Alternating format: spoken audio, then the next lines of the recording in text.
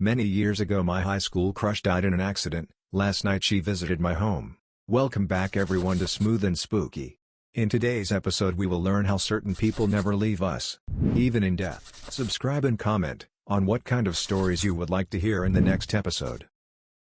I never thought I'd see Jessica Wright again. We were just kids, really, high school seniors wrapped up in the small dramas of our tiny town. Jessica was the girl everyone noticed, with her bright eyes and infectious laugh. I was the boy in the back of the class, quietly sketching her from a distance, too shy to ever make a move. Our paths crossed occasionally, but we were never more than casual acquaintances. Then, the accident happened. It was a rainy night, the kind that turns the roads into slip death traps. Jessica's car skidded off the highway and wrapped around a tree. She was gone before the paramedics even arrived. The town mourned, her parents were devastated, and for weeks, I couldn't get her face out of my mind. I felt an unbearable guilt, a sense of loss that I couldn't explain. I didn't know her well, but somehow, her death carved a hole in my life. Years passed. I moved away, went to college, got a job, and tried to forget the haunting memory of Jessica. Life became a series of routines, and for a while, it worked. But then, a few months ago, the nightmares started. I would wake up drenched in sweat, Jessica's face floating just behind my eyelids, her eyes empty and accusing. It wasn't until last week that things took a turn for the worse. I was sitting alone in my living room, the clock on the wall ticking loudly in the silence. It was just after midnight, the hour when the world feels the most still. I had just turned off the TV and was about to head to bed when I felt it, the unmistakable sensation of being watched. My skin prickled, and I turned slowly, my eyes scanning the room. At first, I saw nothing. Just the familiar contours of my furniture, the soft glow of the streetlight filtering through the curtains. But then, in the corner of the room, something shifted. My heart stopped. There she was. Jessica Wright, sitting in the old armchair by the window. Her skin was pale, almost translucent, and her eyes were black pits, void of any life. She was dressed in the same clothes she wore the day she died, soaked and torn. I blinked, hoping she would vanish, but she remained, staring at me with those empty eyes. I couldn't move, couldn't breathe. My mind raced, trying to rationalize what I was seeing. Maybe it was a trick of the light, a figment of my overactive imagination. But deep down, I knew it was her. I wanted to scream, to run, but my body refused to obey. All I could do was sit there, paralyzed with fear, as she continued to stare. Finally, after what felt like an eternity, she stood up. Her movements were slow and jerky, like a puppet on strings. She took a step towards me, and I could hear the squelch of her wet shoes on the carpet. I bolted upright and stumbled backwards, nearly tripping over the coffee table. She stopped, her head tilting to the side, as if confused by my reaction. Then, she took another step. And another. She was coming for me. In a blind panic, I fled to my bedroom, slamming the door behind me. My hand shook as I locked it, the metallic click echoing in the silence. I pressed my ear to the door, listening. Nothing. No footsteps, no movement. Just silence. I spent the rest of the night huddled on my bed, every creak and groan of the house sending chills down my spine. When the first light of dawn finally crept through the window, I dared to open the door.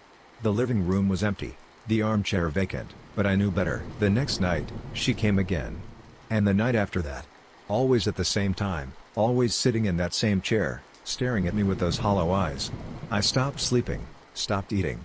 My life became a blur of fear and exhaustion. I couldn't escape her, couldn't understand why she was haunting me. Desperate for answers, I reached out to an old friend from high school, Sarah, who had been close to Jessica. She was skeptical at first, but when I described the apparition in detail, her voice trembled. She admitted that she, too, had been having nightmares about Jessica, dreams so vivid they felt real. We decided to meet and try to figure out what was happening. Sarah suggested we visit Jessica's grave, thinking it might bring us some closure. That evening, we drove to the old cemetery on the outskirts of town. The air was heavy with the scent of damp earth and decaying leaves. As we approached Jessica's grave, a chill settled over us. The headstone was simple, adorned with fresh flowers. We stood in silence for a while, lost in our thoughts. Then, Sarah spoke up, her voice barely above a whisper. I never told anyone this, but the night Jessica died, we had a huge fight. I said some terrible things I can never take back. I think she's trying to tell us something, to make us understand. I nodded, feeling a sense of dread wash over me. I realized that I, too, Had unresolved feelings, regret for never telling Jessica how I felt, for never getting to know her better. Maybe that's why she was haunting me, why she couldn't move on. We decided to hold a small ceremony, a way to say goodbye and ask for her forgiveness. As we lit candles and spoke our apologies, a strange sense of peace settled over the graveyard. I felt a presence, a warmth that hadn't been there before. That night, for the first time in weeks, I slept soundly. Jessica didn't visit me, and when I woke up, I felt lighter, as if a weight had been lifted from my shoulders. I hoped that we had finally given her the closure she needed, but my relief was short-lived. A few nights later, the nightmares returned, more vivid and terrifying than before. Jessica wasn't just sitting in the chair anymore, she was moving, coming closer, her eyes burning with an intensity that made my blood run cold. I could hear her voice now, a faint whisper that grew louder each night. Help me. I knew then that something was horribly wrong. Jessica wasn't at peace. She was trapped, and somehow, I was the key to her release. I delved into old town records, searching for anything that might explain her restless spirit. What I found chilled me to the bone. The night of Jessica's accident, she hadn't been alone. There was another car, another driver who had fled the scene. The police had never found the culprit, and the case went cold. Jessica's death was more than just a tragic accident, it was a murder. I shared my findings with Sarah, and together we dug deeper.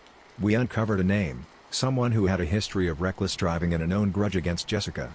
Confronting him was our only option. We tracked him down, a shadow of his former self, living in a dilapidated house on the outskirts of town.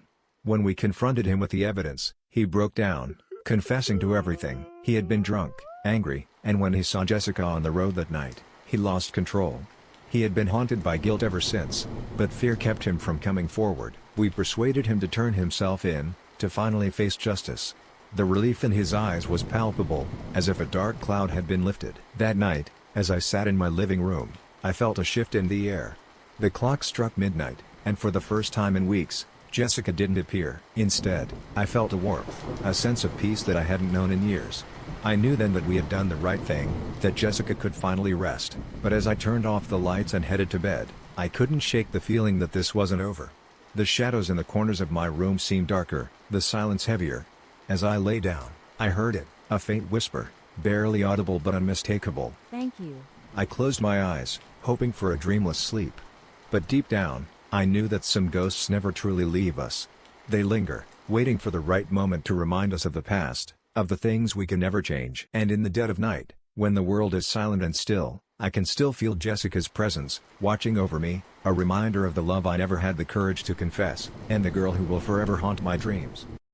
Thanks for watching today's episode. Don't forget to subscribe, so you may never miss another episode, and as always, stay smooth and spooky.